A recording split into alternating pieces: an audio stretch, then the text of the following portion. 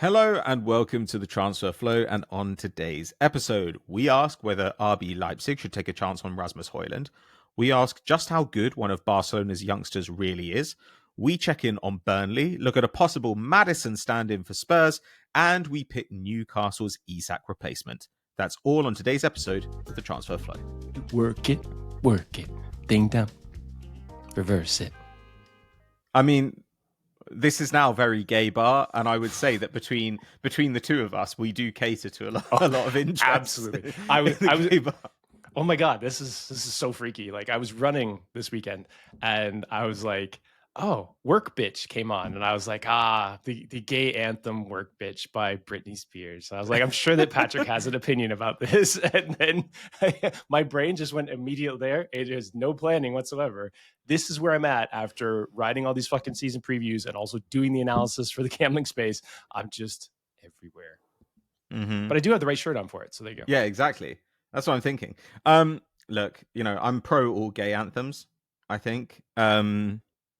Yeah, I don't know. I don't know if there are any exceptions to that rule, but that's something I have to come back to. Anyway. That's a man down topic. If you haven't watched Man Down, get over there. That's a Man Down episode, I think. But while we're on that kind of jag, please do like and subscribe to our YouTube channel. We're trying to get our subscriptions up. We really like having such an engaged audience here, and we want to continue to grow it. You guys have been really faithful over this first year of the channel's life, and we are looking to go supernova this year as we approach the World Cup next year. But the other thing we need to plug, previews for the Premier League. They should be dropping tomorrow. I'm talking to you on the 4th of August. They should be coming out tomorrow, all being well. Previews for all 20 Premier League sides. 3,000, like about 30,000 words, maybe even 40,000. I think this whole thing's going to be tons of charts you can't get elsewhere. Loads of good analysis. Ted's writing too many of these. I've written a couple. Kim's writing too many. Mine is also based on the gambling side of it too, but it's only £10. So support us. Like, you don't even see ads over here right now. Like, we're grinding things out. Eventually you will. Don't complain. Because you love us and you want to support us. And you want to see us succeed. You want to see us continue to do useful new things and give you the best opinions on the football media, Twitter, YouTube, blogosphere. And the more engaged you are, the more we can bring you content that you like. So also do let us know in the comments below if you'd like to see us cover certain transfers, certain teams as we go forward. For today, I wanted to start off with a player potentially going out of Manchester United. Like, Man United have suddenly woken up in this window and been like, oh my God, we actually suck and we need to buy a bunch of guys. Been linked to some dross and some interesting players, and they're obviously trying to shift people as well. And one of the guys who might be available for real money is Rasmus Hojlund. Supposedly they want 30 mil for him.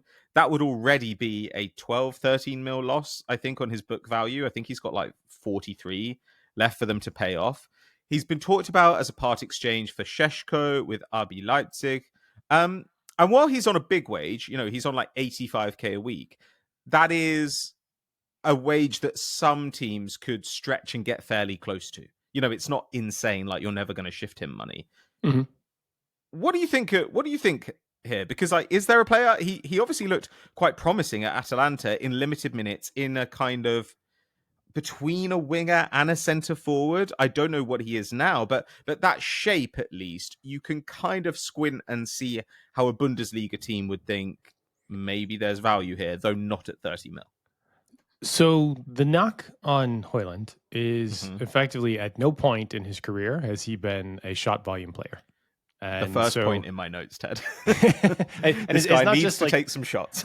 Well, it's not something I think is even teachable. I think that we've looked at a lot of that type of stuff on the trending, and it is very rare where if at no point you can see in a player's sort of semi-professional, professional career they've had a high volume of shots, they develop that thing. It's largely about movement and getting in the right positions, not just being like, oh, I'm going to shoot from anywhere. So that is not necessarily a teachable skill. So then the next question is what type of footballer do you have?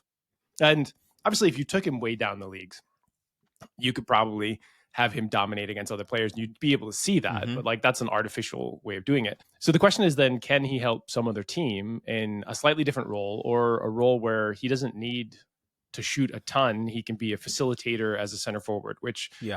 someone like Roberto Firmino was a facilitator as a center forward. He set up the press. But the thing about Firmino was that, one, he was an absolute pressing monster. He was a physical monster as well.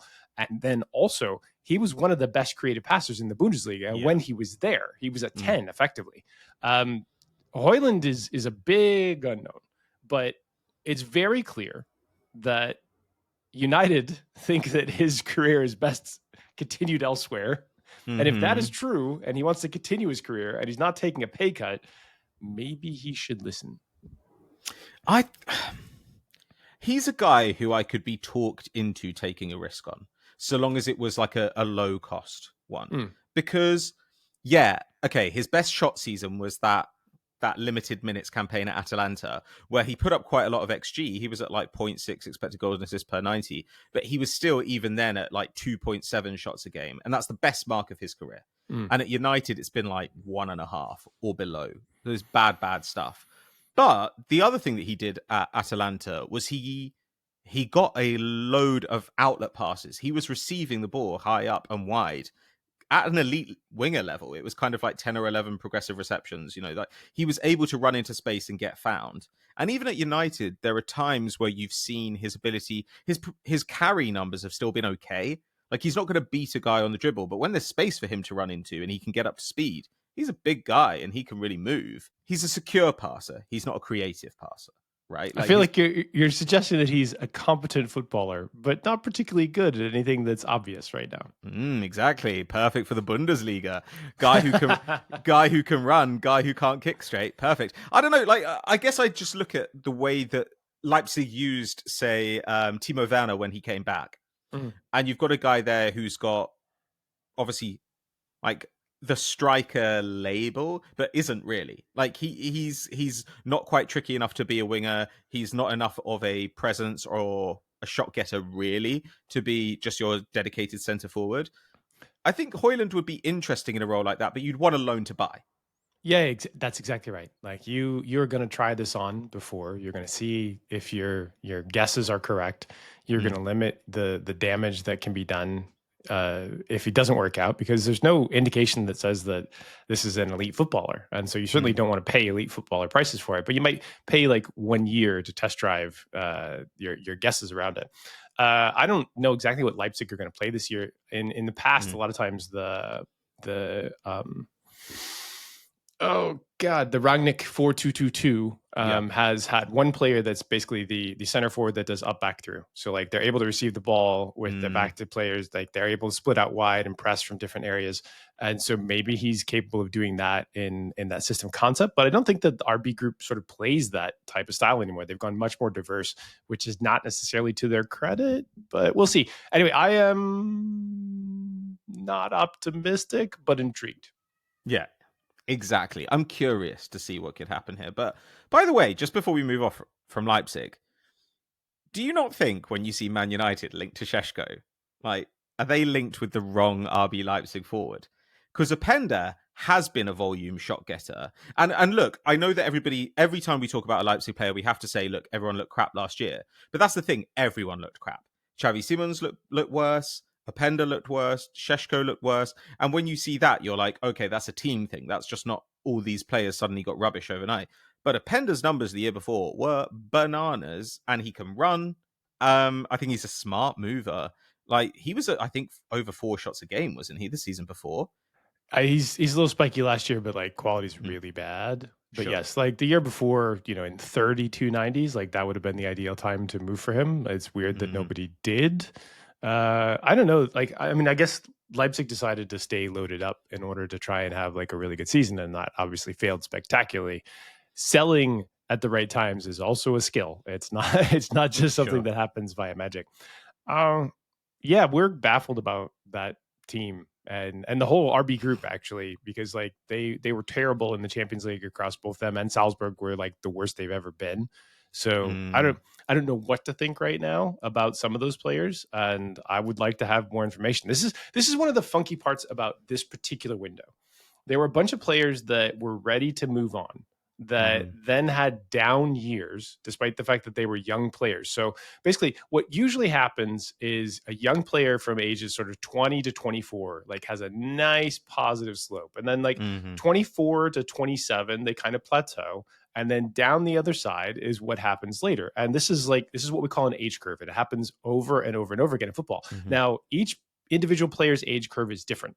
And it doesn't say that like, these things always happen. But when you're looking at the population of players, this is normally what happens. So on a 22-year-old that turns into a 23-year-old, you expect him to keep going like this. You don't expect a down thing. Like you don't expect that trend to go like this. And usually if that trend happens, like you're like, all right, did an injury occur? Like, did something really weird happen to the team? Like, did someone's leg fly off and hit them in the face and they were blinded for like 6 months and then they couldn't play very well, but now they're okay. And so you need to get comfortable with the idea that I can explain why this negative trending happened. When it happens to a bunch of players in a window when all of them are supposed to move and then everyone's like, ooh, I don't know if we still want this, but then everyone's attached to a price. They're anchored on that price. This is what happened this window. And so we are seeing players like Šeško who have this huge clause. And I'm like, that clause, there's nobody that's paying that clause. And you saw almost all of the smart teams opt out of that clause. They're like, I'm not paying for that clause because it doesn't make sense for me. Even Gyökeres, they were like, ooh, I don't really like that number. They negotiated it down somewhat. But the market kind of has dictated that prices are staying fairly high. If you're the last teams at the table, and you're looking for something, like you're like, yeah, go for Openda at something different. And Šeško's still out there, but you don't want to pay that fee. Like that fee doesn't, if everyone smart said no, what does that tell you if you're saying yes? But I don't know. We'll come on to this, I guess, a bit later on with Newcastle. But I do think that the scarcity of good centre forward options is being a little bit overplayed. I think there are quite, we're looking at Darwin Núñez, who now seems to only have a serious suitor in Saudi Arabia. That makes no sense whatsoever. That's bananas. I don't understand it at all. He's great. Gonçalo Ramos has now started to pick up in the market, and Gonçalo Ramos is a really nice age. And you worry about the super team effects, but he's done everything that you would want to see him do in the minutes that he's had. And he was great in Portugal. Like that. There are guys around, and instead we've now got, apparently, Newcastle and Manchester United saying to Leipzig, yes, we will pay the number that you've asked for. And Leipzig have said, you know what? If you're going to come in at the number we asked for, we're going to ask for some more and keep going and asking for a sell-on. It depends on if there's a release clause, but yes, the sell-on and the negotiation is there. I adore it. I adore the group thing. It's great. I love the lack of creativity that's happening here because it makes me happy, but other people might be uncomfortable with it. I don't know. All right, what else we got? Anyway, I think at the end of the window, we're going to have to go over some of the players who have just like quietly moved. Like Jonathan Burkhardt is going to Frankfurt, I think. Yeah, some German team. These guys are just quietly moving and nobody's paying attention. And Lucas Stassin as well. Looks like he's going to Lens. Like there are all these interesting centre forwards and nobody's paying attention. Anyway, it wouldn't be an episode of the Transfer Flow without me asking you for kind of a research project for you to deliver it in about 5 minutes. So I wanted to ask you about Fermin Lopez. So we've seen links to Chelsea. We've seen links to United. It seems like Chelsea are maybe looking for some other attacking midfield options with the Xavi Simons deal stalling a touch. Manchester United have no idea what they want, so they're obviously linked. Maybe he just wants a new contract or something. That was my guess, but go ahead. But he just turned 22. He played pretty limited minutes last season, about 1,700 minutes across the league and Champions League, got 15 goal involvements in that time and crazy XG numbers. But the question here is, how do you price a guy like this as a buying club? His numbers are hilarious, his attacking numbers, but he's playing on a super team. He is not one of the superstars on the super team. So how do we go about gauging how good he might be? Because if these numbers are his real numbers, he is amazing, right? But we've got to assume that some portion of this is a mirage. So where do you start? So we have this. So Stasbom has like OG data in a couple of leagues that weren't even collected from other spaces. So we have the RFEF from Lopez's 20-year-old season, and he was at Linares Deportivo.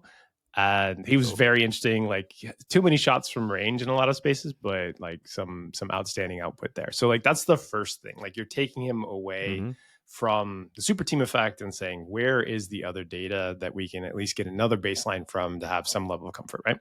Then we go to last year 2 years ago, where Barcelona were not a super team 2 years ago necessarily. Like they were kind of coming into themselves, and Lopez's numbers across, I think like 1890, so basically a half season, again look really good. But he's got some interesting shots like directly dead center in his shot profile, and you're like, where did those come from? Let me look at the video on this because I'm intrigued, right? I'm like, let me go back, find out what the buildup looks like. Did somebody get free over and over again, and he just happens to be in the right space at the right time, which is great if you can replicate that elsewhere. But if you never replicate it, then you're like, all right, what other skills does he have? Then we get last year where even like slightly lesser amount of playing time, 15, those central shots disappeared, but he becomes like an awesome creator. And so now you're like, all right, so the expected goals went down a bit, but he's still doing all sorts of very interesting things, especially at the age in a very difficult league. Then you need to divorce it from whatever. Like you need to repopulate him somewhere else that is not as crazy talented as Barcelona with all of their different types of weapons that they have.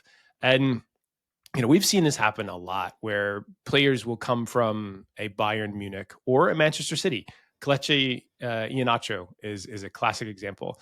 What did he do there? Can that translate elsewhere? Do we think that they will continue to sort of improve potentially, or continue to perform well in somebody else's squad that is not the same? And you're technically doing this for any team, but the super teams have this effect where there's so much gravity from the super players. Yeah.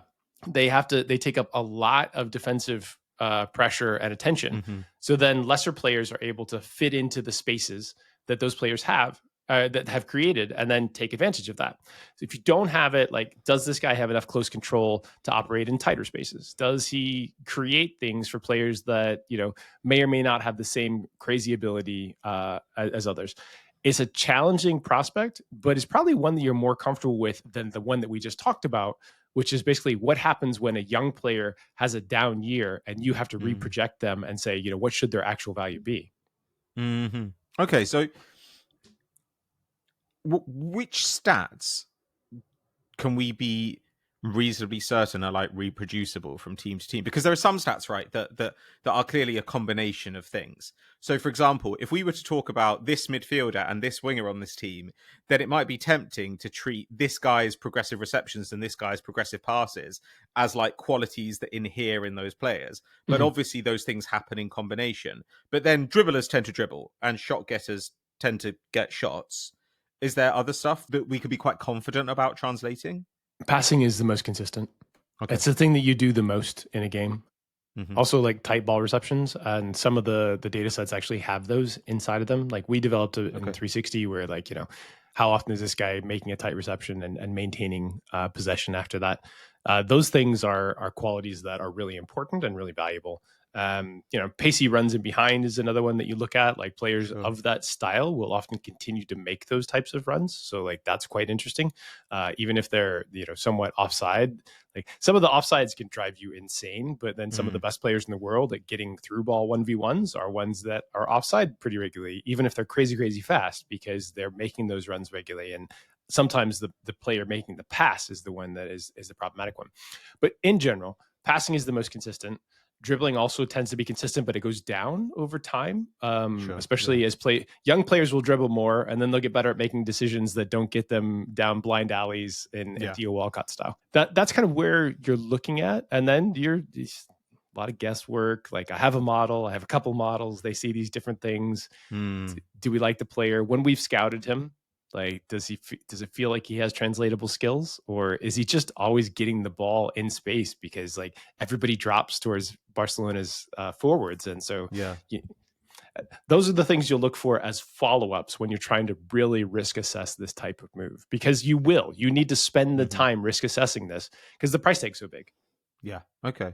So if passing is the one that tends to be the most portable, is this an area where fan analysts and pros have the biggest gap between them? Because obviously you have access to like passing efficiency metrics, right? Like on ball value things. Whereas as a person just using publicly available data, all we have are like raw numbers. So is this something that you see consistently missed by people who are just using, what FB Ref have available or whatever? I feel like we're taking everybody to school today, Patrick. If you didn't want to be at school today.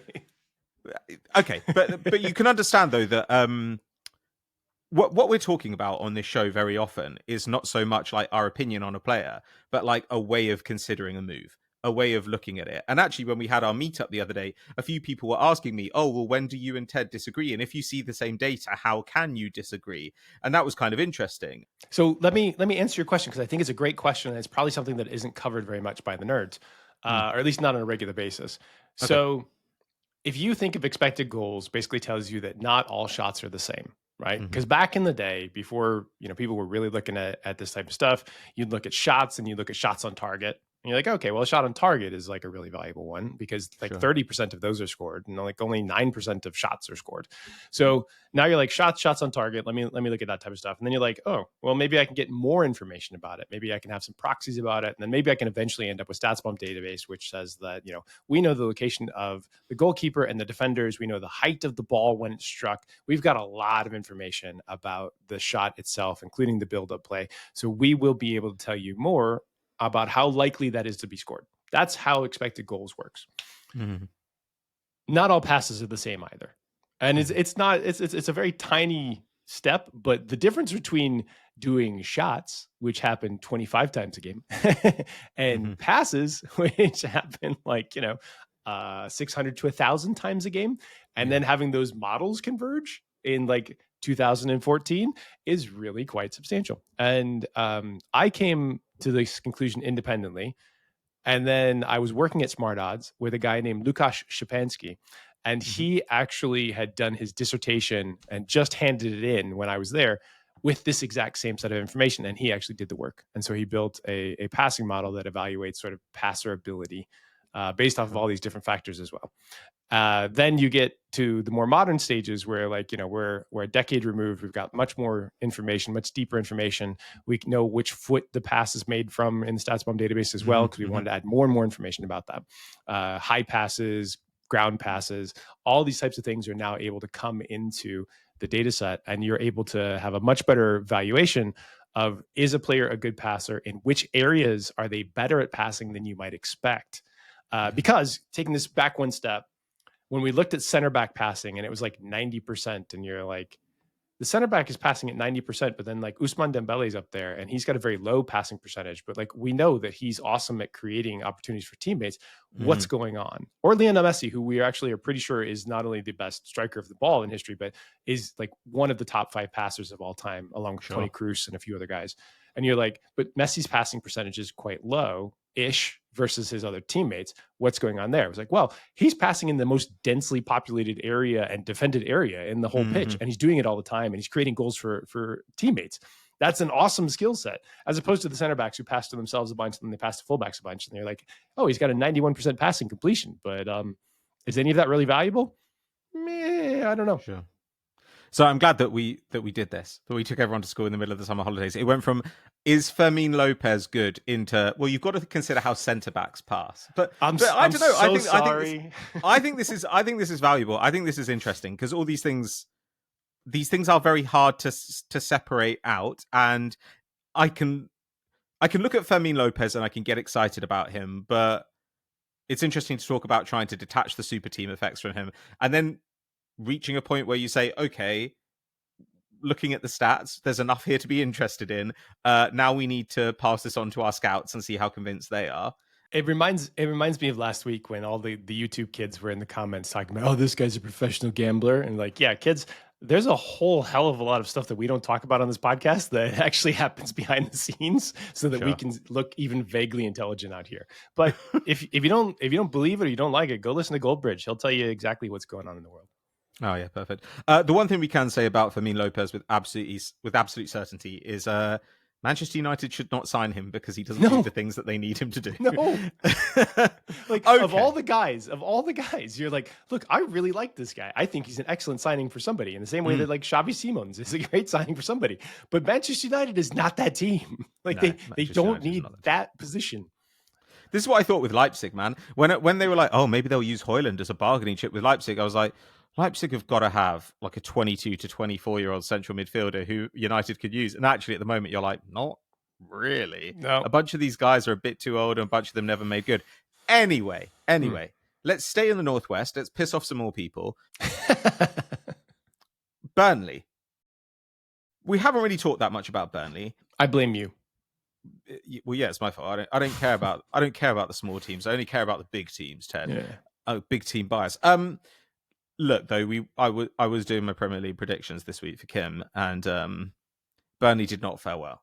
I did not have them making the European places, I've got to say. But you look at their moves this summer, and they do feel a little bit like Ipswich last year, where they're like, we're going to set ourselves up so that if we get relegated, which we probably will, just because that's, the way things are now, we believe that we can put ourselves in a good position to come back up again and be a kind of yo-yo club. So they made Fleming and Jadon Anthony permanent. Those guys got like 15 goal involvements, 16 goal involvements. They signed James Bond's creative regen in Zian Fleming. Oh yeah, good one. But they didn't really have anybody who put up like big numbers in front of goal last season. Can you pronounce the Dutch player that they signed from Feyenoord, please? Because like his first name is Kulinci Hartmann. Thank you. Yeah, I don't. That's even know actually a fun gamble, man. That's quite a fun one because he's a good passer. He's pretty decent in the air. He can carry, but he's not a great defender in the Eredivisie. So I'm intrigued to see how this goes. Did you see the Wolves signing that I detailed in the newsletter? I was like, like Wolfe.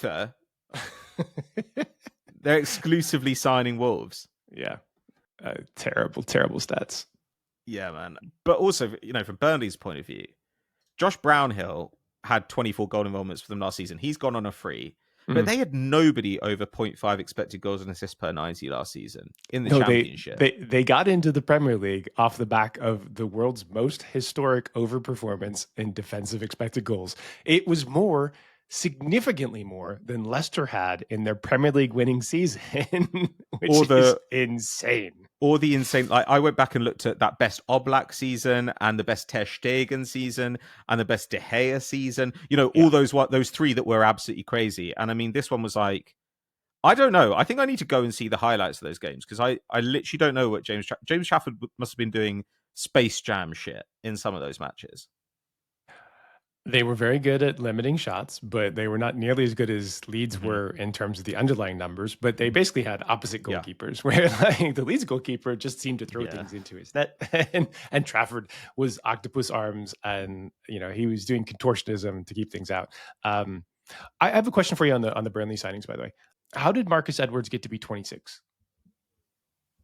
I'm so confused. By being linked with a Premier League move every year for 6 years and never getting it. But like he's quite an interesting one, right? Like good progressive numbers in Portugal, and then carried a lot of it over to the Championship. Like lots of running, lots of dribbling, not a lot of end product, but he's going to get you up the field a bit. And like we've seen him be a problem for Premier League defenders. Like, I mean, admittedly, as you were saying, he's a winger and he's 26, and now we're a year or two away from that going down. But don't worry, like Burnley, you will be in the Championship by then, so it's nothing to worry about. Tchaouna, the guy that the striker they got from Lazio, I don't know what they see there. Like their scouts must love him because he was on Salernitana the year before, and the Salernitana stats are just like, oh my god, funny. Like, they are definitely needs to really go down a league. Yeah. But he also wasn't amazing in limited minutes for Lazio. And it's not like it was impossible to put up good numbers for Lazio because like Valentin Castellanos had really good numbers there. But now linked to Broja, like they need a forward. But they're apparently going to pay £20 million for Armando Broja. And as a general rule, I'm sorry, but you should never sign him. I don't know what the brouhaha is about Broja. Oh, God. It's surely not Broja. Like it's not going to be a Spanish J. It's going to be like an Eastern European J. It's going to be like a yeah. So it's going to be Broja or something. I was doing research on him in the data set, and I found his cousin Ron Like, and then What? it's RRON, Ron Broja. And I was like, this is awesome. I feel like this guy is the equivalent of Wayne Lineker. Oh God. It's not a person you want to be. But like, this I is don't what know. happens when I'm very punchy at the end of reviews or preview season. Not just Sure. I don't think that anybody should take risks on Broja, but I do like some of their moves. And here's the thing, like much like Ipswich, you do have to take some gambles because first of all, like not everybody wants to come to Burnley. And second of all, like, you do need to perform in this league and hopefully just continue the yo-yoism until like you manage to stick for a second year. And then maybe you get to stick forever like a Brentford did, or I don't know. But so one player I do like, and basically this was just securing this historic defense, is like I like Bashir Humphreys. He was there from Chelsea last year, comes out of the academy, and I think he was real good. And I think good left backs are hard to find. So that one I think was pretty solid. The rest of them, yeah. And Bashir Humphreys, like you can at least see what was going on with Hartman because a lot of their numbers are quite similar, like the stuff they pop in, but Humphreys is a lot more defensively solid. So you get a little bit less insane passing. But they let Kyle Walker move back into the family home. Sure. Like the main thing, look, we know Burnley just have to do one thing, and that is find somebody capable of matching the greatest goalkeeping season of all time. Who's gone, by the way. And they'll be fine. Like that's all they need to do. But like Broja he's played 13 League 90s since 2022. 13. He's still coasting off that Southampton season where everyone was like, wow, what a season. He got 6 goals that year. He got 6 goals in 2,000 minutes. Okay, he was 20, but he got 6 goals that season, and everyone goes on about it still. It's insane. But I actually mentioned him before. Like I was thinking, okay, who could they sign instead? And someone like Lucas Stassin went from Saint-Etienne to Lens. He's 19. He had really interesting numbers last season on a bad team, and he's gone for about 20 million euros. And I think that's the kind of move that with Premier League money you can actually make. I would be intrigued to see that because it's not like Lens is, a giant of French football anymore. There's like no one in France that has money right now. So anytime somebody's moving into French, you're like, where'd that come from? Like, did anybody pay for that? Was this like done in like baguettes and IOUs? I don't know. I think look, but I know this is quite negative, but from a Burnley fan perspective, I think it's kind of like the way we talked about Ipswich last year, where last year I was like, there's nothing about these Ipswich moves that makes me confident they're going to stay up. However, they are not giving themselves any financial albatrosses that are going to cause problems for them if they get relegated. There you go. And they will just continue to build. And they've been pretty smart over the last few years with young pickups, loans, like loan to buys, all sorts of interesting players like Bashir Humphreys. And I don't know, I think if they just continue to do that fairly consistently, then they will continue to stay at the top of the championship and maybe it'll stick one of these days. Your lack of confidence in Scott Parker is disappointing. Look, okay, I will make one massive defense of Scott Parker, which was a bunch of boring football twats who think that you should wear, you know those disgusting trainers that have kind of like, it's like a dark blue fake leather on top, and they think they look smart and they wear them with suits. Like those they think those things are good. All those people were objecting so strenuously when he wore his Tom Brown cardigan. And I stand by Scott Parker. Like I'll go to war with Scott Parker to defend him wearing a Tom Brown cardigan, because so he should. The only kind of person who can wear Tom Brown is a svelte person who is in amazing shape, and Scott Parker is that guy. So if he can't wear Tom Brown, then no one fucking can. If I were on the sidelines, I think I would have like a whole wardrobe of Charlie Brown cardigans that I would wear, different colors each time, maybe matching the current kit that we're wearing, like just to be like irritating, like to just to be like slightly off-putting and be like, oh, he's back in the fucking Charlie Brown cardigan again. Hate it. All I'd do is I'd always have an umbrella. Like the fact that football managers will stand in the rain because they think that they'll look soft if they carry an umbrella. I'm sorry, but that is the dumbest thing in the world. Like, read any Jane Austen book, and halfway through somebody gets caught in the rain and nearly dies.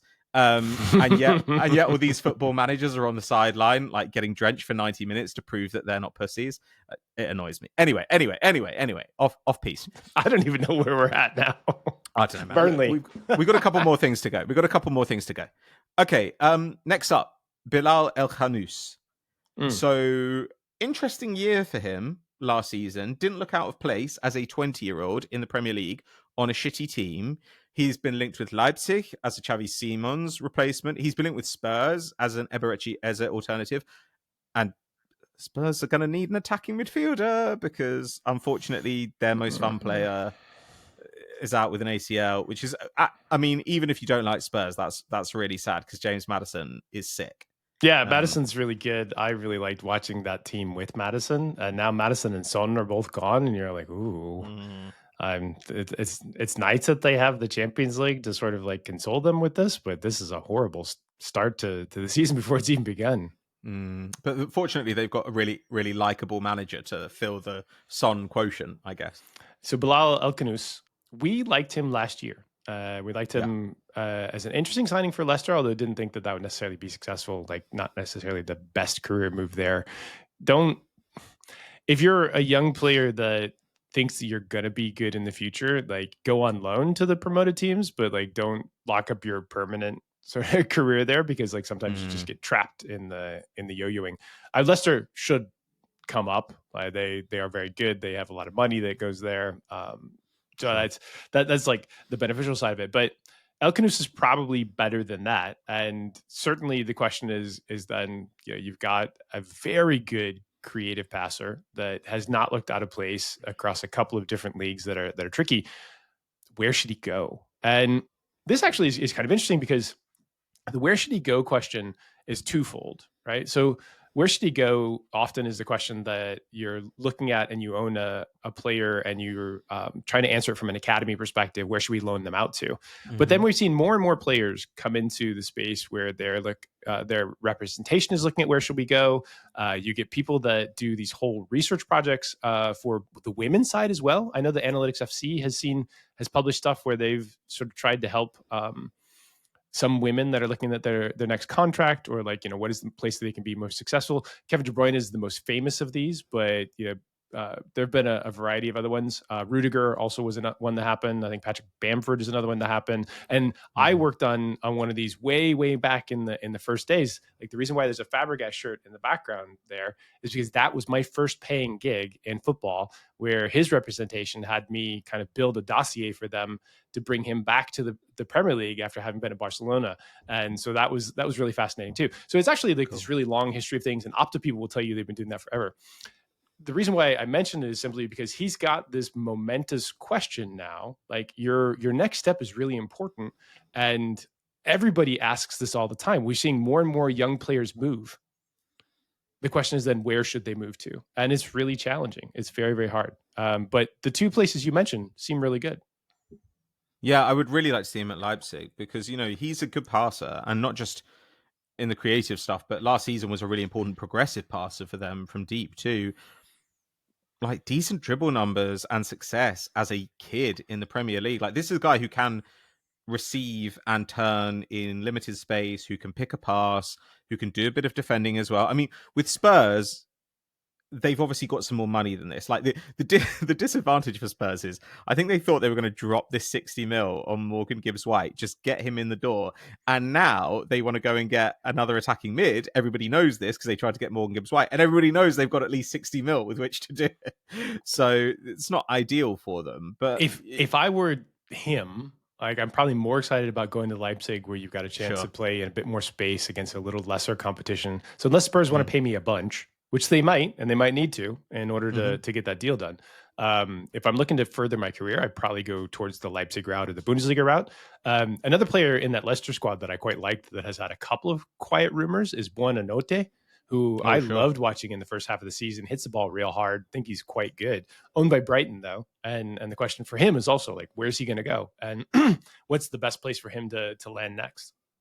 Yeah, he was heavily linked with Dortmund, which I thought would have been quite interesting, but it looks like Dortmund are going to go back for Carney Chukwuemeka. But yeah, I think a lot of people are Buonanotte curious, because there were points last season where it felt like he was the only person with a chance of making something happen, which is quite exciting. I mean, I guess the question is, can you fit into a team where we don't just funnel everything through you? And it's like, there's zero cost to giving you the ball and letting you try shit because we're not going to do anything anyway. I thought when I saw him that he would actually team up pretty well with a better caliber of player because he's got a good sense of space about where he can be. And he's also able to keep his head up and potentially create for some other players too. So he's one that, again, if these teams aren't moving for him and you could pry him out of Brighton for a reasonable price, like that's a good one. I think if he's not going to stick around in England, he should absolutely go to Spain. Like go to some place like a Villarreal where Tchaouna Barry just had huge success, or like one of the sort of middle tier Spanish teams, and see if you can really kind of push on. Because if you succeed in Spain, you'll succeed anywhere. It's just a little bit gentler than the Premier League, but a little bit tougher than a place like the Bundesliga. Yeah, that'd be kind of interesting because Sociedad, Villarreal, these are teams where you're going to play in a decent level tactical side with some good players around you. I think that a lot of Bundesliga teams, though, should maybe be trying now to pick up a big fee for their attacking mids. You think about people like Roger Schmidt or Ansgar Knauff or whatever. Like those are guys who maybe you'd be willing to try and sell this summer if you can get in one of these other guys for a much lower fee. Like it feels like there are a lot of interesting young attacking midfielders around. So maybe it's a good time to sell if you're a Bundesliga side. It's quite late in the window for them, though. Usually the German teams have all their stuff locked up in February and March, and then things that happen late are moving parts, but they often don't restock the cupboard. They only move players that are surplus, or they're going to take the hit for a bit and look for something in January. So it's a interesting dynamics that you have in different places. Italy was always the last market to move. They were the slowest market by far. I think at the end of the window, we're going to have to look at the Bundesliga and Serie A as a whole, because those are really interesting markets in that you see a lot of stuff happen intra-league. Like there are players in Italy who move like 6 times before you even hear of them. And in the Bundesliga, as I was talking about before with Burkhardt, and then obviously you're seeing Bayern linked with Woltemade. And I think Woltemade is probably not that well known by fans outside Germany still. These are really exciting players. Yeah, sure. He'll be known after the World Cup. That's these are really, but there are all these players, like Woltemade, Bayer, Burkhardt, that you think, oh wow, okay, these Kleindienst who put up big numbers there, and nobody really thinks about them. So it'd be nice to cover those. Actually, I tried to buy Tim Kleindienst as an 18-year-old. I believe you did tell me this. Yeah, I think we covered it in the newsletter at one point, but like we were absolutely on Kleindienst as an 18-year-old. He was really high in our lists. It's going to cost us like about 400,000, 500,000 euros. I just refused to come to England. It's like, oh man. And that's one where I was like, I feel like this kid is a slam dunk, but I could be wrong. Like size is right. Like he does all the things. He's playing in German. He was playing in the 3rd division, I think, at the time. Sometimes you look and you got that one right. And then other times you're like, oh yeah, that guy fizzled out immediately and never played again. Or hated football, which we didn't know at the time. Oh yeah, that's always a bummer. But they're producing a lot of big silky boys up front in Germany right now. They've needed them desperately for about 20 years. So. I know, and then it feels like a bunch of academies like 5 years ago said, let's just put everyone at centre forward. Let's make a bunch of centre forwards, and now they're like, shit, we've got like 6 of these, and all our wingers might be aging out instead. Is it a German production line? Should we feel uncomfortable about that? Okay. Before we leave Germany, actually. Enzo Millot, having been linked with Atleti, and then Spurs were apparently interested too. He's going to Saudi, which is incredibly sad news. This is us following up on past sort of conversations reporting. But I had an important question for you. So if a Saudi company / team came for you, they're like, Patrick, we're going to pay you at least 5 times more than you've ever made before. You have to pack up the family, bring the girls. Everybody's got to come to Saudi for 3 years. But you're locked in for at least 500% raise over those 3 years, which is 15 years of income. Do you go? I mean, it's easy for me to say no, but I do say no. Like, especially with kids. Like, maybe if I were a single man and I was like 23, then I'd be like, yeah, fuck it. I'm going to go and earn fuck you money. And I'll still be able to come back to a top league. It would be a situation where I would be quite inclined, though, to talk to get some stats guys, like to kind of like do what you were talking about before, compile a dossier and look like, is it reasonable that I like, what can I aim for here? Because yeah, if I can still be a very rich man playing in Europe, yeah, exactly, playing in Europe, then it's not a decision between being rich and poor. It's a decision between being rich and crazy rich. But I just don't want to do it. I just don't want to go to Saudi and be on the Saudi bankroll. Yeah, I don't have to make that decision. Although a lot of times I'm like, I might do anything for a year. Like a sense of adventure for a Sure. year is potentially tolerable. 3 years is like the point where you're like, ooh, that is a not insignificant chunk of my life. Like that might be too far. You'd want to go talk to Jordan Henderson, find out like what his experience was. That's something that you, yeah. I ask mostly because like I know a bunch of coaches and coaches are actually faced with this set of choices and they often have to go lots of places that they don't expect. Like, Schmidt, people don't necessarily remember this because they just disappeared. But like Roger Schmidt went from Leverkusen to China and was there for like 3 years and made a lot of money. But the Chinese football space in that time was like very Wild West, and it was pretty crazy. So, yeah, sometimes like coaches end up having to go to weird places, and it's a tough choice. But when your job is less certain than player wages, and you're going to get paid sort of 5 years at once for a single year, like they'll make that choice. And it's challenging for their families. Most of their families stay home while they're gone, and they'll come back and visit as much as they can. Boy, I mean, with China and Saudi, at least there is like a culture there. Like when people go to Dubai, for example, I'm always just like, yeah, there's nothing in Dubai. There's just like nothing there at all. Whereas at least like China and Saudi are distinctive cultures with shit going on. But like, I don't know. Like, I just don't think, like with Jordan Henderson, I think Jordan Henderson looks at that now and thinks, I actually gave up really quite a lot. I didn't just get the money. I had to sell a part of what I stood for. Yeah. And quite rightly, I think a lot of fans were really disappointed with that. So I think, that's part of it. You got to be able to look yourself in the eye at the end of it. But also, like, people can come back and admit they made mistakes, and like we need to accept that too. Like, especially footballers, they're not necessarily educated at a level where you should think, oh, you should know better than that type of stuff. Like, they're just trying to further their careers in the best way they can. Yeah, though with Henderson, I think people did make the case to him at the time. And also, I guess the other argument is, well, it's easy to come back and say, I'm really sorry, but like you're also wearing all gold. I don't think he got paid. I think he basically bailed on that deal and did not get paid. But I'm not an expert, so. Okay. Well, anyway, look. I was going to say, let's leave the Kingdom of Saudi Arabia behind, but we can't, because I wanted to end the show today by asking you about Newcastle, our favourite Saudi export. Newcastle have been linked with a lot of forwards. Obviously, this Isak thing is rumbling on. It's already kind of boring, but we'll see what happens with it. But Newcastle have been linked with Šeško. They've been linked with Ollie Watkins. They've been linked with Luis Openda, with Gonçalo Ramos, with Nicolas Jackson. All of these as centre-forward options. So I thought I would like to ask you today if you could rank these forward options for Newcastle. So I'm going to have to do some ballpark figures. Wages, just imagine. So Gonçalo Ramos, I'm going to put him at 50 million euros. Pretty good price. Feels low, yeah. Okay. Šeško, he's 80 mil. Like, that's where it is. I can't pretend. Watkins, I guess if it's going to be about 50 mil, let's say 50 mil. He's 28, 50 mil. Openda, 55, which is where it was a couple of years ago when he was linked with the move. And Nick Jackson, I've got to make this interesting. Nick Jackson, I'm going to put him at 90. Just to make it... Just to make it harder, because I don't want this to be too easy for you. How do you rank these options, and what's your thought process as you go through? Yeah.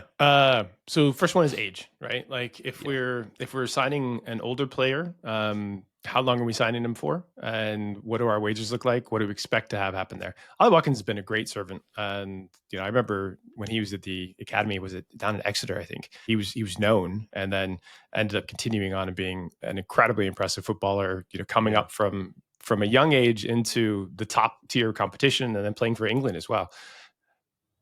He's a known quantity that you just got to be really careful about what that contract looks like, and not, offloading too much money. Newcastle before had Callum Wilson, and Callum Wilson apparently has recently signed a very incentive-laden deal, is what it was described as, because he no longer has any ACLs. So yeah, you're kind of worried about that type of thing at first. Like, so you're just trying to like figure out what are my big risks, right? Jackson at 90 is like, I love the player. I adore him at 60. At 90, I'm like, I don't think I want to make that deal, especially like if we only have 30 as a gap between Isak and Jackson. And I don't know what he's going to sell for, but I'm just saying, like, you're like, what's our leftover there? So you're like, I would love to have at least a full elite player's worth of space between, if we're selling Isak for 120, like I want to be able to get 260s. You're looking at the resources at hand and assuming that no additional money is coming along. Openda, I'm concerned about the Leipzig trending. He was really, really impressive 2 years ago. So like, then I'm like, if I've watched like his 2 or 3 years before then, and then last year, I'm like, yeah, shit happens. Like Leipzig were just really weird and dumb. Like maybe I'm okay at the right price. And if that price is in euros, like I'm like, okay, that's cool. Ramos, I love the concept. Again, you got to be careful about wages. I don't think the PSG sell for that. I think PSG are looking at the market and being like, why would we sell for less than 55 million pounds or 60 million pounds? Because blah. So that you're kind of just trying to rank these guys as to production that we're sure of, risk factor associated with the price. Ollie Watkins, fairly stable. Jackson, fairly stable. Big gaps between those two, but one's in his prime era, and one, you're mostly just probably going to get the downslope. Maybe Ollie Watkins takes care of himself like Robert Lewandowski. I don't know, but that's something to be aware of. Then you get down to the Šeško one. And Šeško, for me, and I've been saying this all summer, so like it's not changed at all. Like I'm just really worried about the size of that price and his productivity last year, when really he needed to kick on in order to justify that price this year. Yeah. Like when we looked at him last year, like Arsenal were definitely interested. They didn't like the price. Arsenal definitely looked at him again this year. Like I definitely don't like that price in combination with his trending. They're not the only ones. There are a couple of other teams that were sort of kicking the tires and been like, I don't really think that this works for us right now. We'll take something that we're a little more secure and comfortable with. So at the end of it, you're like, if I had to take Jackson or Šeško at the same price, effectively, or close to the same price, I'm taking Jackson. Sure. Agreed. That's the gap between those two sets of understandings there. I don't know what the market looks like on Jackson. And so that might be another source of concern. Wages always matter, but a lot of times what happens right now is like you'll get 2/3 of your wage is basically guaranteed, and then another third is tied to the bonus packages for the whole team, for securing Champions League football, for securing top 4, top 5, whatever we get out of the Premier League caddy. Also the FA Cup, like if there's stuff in there, and then some specific teams have a set piece bonus inside of there where like you'll get paid for set piece differentials, like attach the money to the shit that you care about.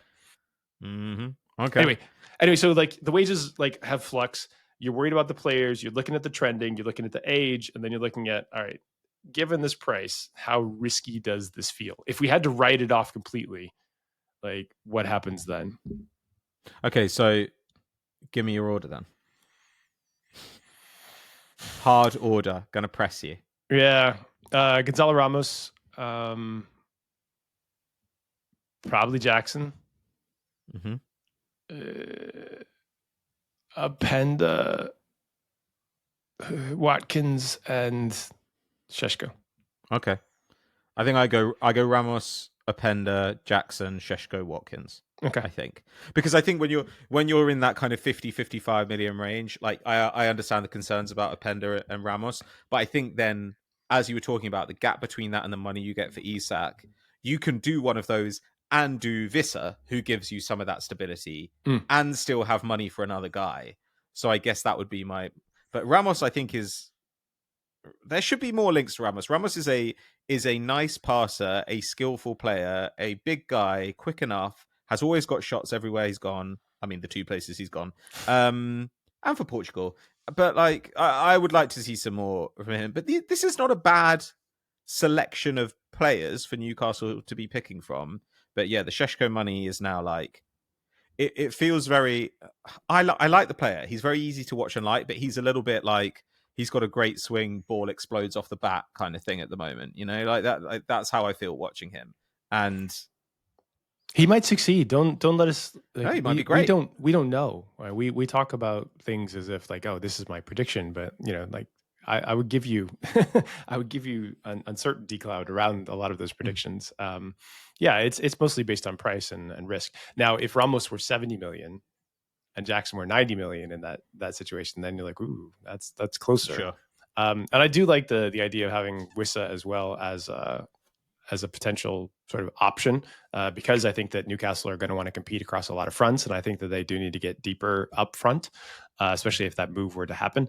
I'm not sure that Brentford are going to make that move. Like, I think that Brentford, like, I did the preview, so like I was looking at it, I was like, that's a lot of turnover and change. Like, I'm not sure that they want to have that one as an additional change in there, and certainly not at the like 30 million was the price that was listed before. Like, that doesn't make any sense in the current market. I think if Newcastle fans are watching and they're angry at seeing us say, well, we don't know about Šeško at this price, that's kind of the whole point. Like, you might be watching and say, well, you guys don't know if he'll succeed. But the issue here is that Newcastle also don't know if he'll succeed. And the price they're paying is like slam dunk price for a guy who's got a lot of tools and is really easy to like, but like has not ever put up shot volume in the Bundesliga. He did it in Austria. There's too much uncertainty here. All right. I think that's a show. And before we get out of here, again, please subscribe to us on YouTube, and please do sign up for the Premier League previews if you'd like them. We've actually got a ton of signups, so we really want to thank everybody who has already put down £10 for it. But I think it's going to be really good value, and we're hoping that these are things that you can return to over the course of the season. Ted, anything you want to say before we get out of here? No, I want to thank everybody. It's been a really good summer for us. I'm going to go on a 2-week holiday coming up with my kids. So you guys enjoy the start of the season without me. But otherwise, thanks for listening. It's been a really, really exciting summer. We've grown really well. Great. Thank you very much, everybody. We'll catch you next time. Bye-bye. You add more dad jokes. Yeah, absolutely. I understand. The joke pass. Everybody needs it. Yeah, you gotta lighten it a little bit. Sometimes you're just saying really mean things over and over again. You're like, how do I make this funny? Oh man, I fully expect some extremely angry Newcastle and Villa fans after these come out. Oh God, 5-6 years ago, Villa signed a guy named Wesley. I remember. It was like 30 million or something like that, and I was like, I don't think this is a good idea. I mean, we looked at him like a year before and we were intrigued, and then like he fell off a cliff, and like I think it's a really bad idea, especially for that fee. And Villa fans were so mad at me. Yeah. And, I remember that one. I think very few of them remember who he is. So they came up and they spent like 120, 130 mil. There's a video of me somewhere. There was a clip of me that went around on Twitter talking about that transfer. And then someone like snitch tagged me in it, with all these Villa fans being like, what do these fucking guys know anyway? And, I did the classic 6 months later, like, how are you guys feeling about this now? But yeah, I was just like, don't fucking snitch tag me in it. I don't need to see people telling me I'm a fucking idiot. I just don't